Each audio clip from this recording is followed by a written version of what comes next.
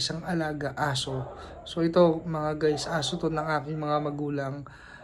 Meron pong sakit, hindi namin alam kung ano yung sakit, pero ipapakita ko sa inyo kung ano yung nangyari sa kanya. Ito guys, tingnan nyo.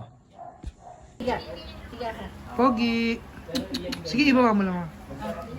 Pogi! Pogi! Higa ka, higa ka, higa, higa! Pogi! Pogi, higa ka, higa! Higa ka, Pogi! Yan po guys, yung ano niya po, ari niya guys. Kawawa naman guys,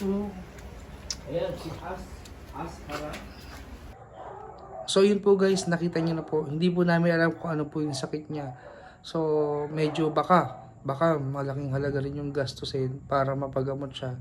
Sa mga willing po magbigay po ng tulong, comment lang po kayo para may paabot po natin sa parents ko at may paggamot po yung aso.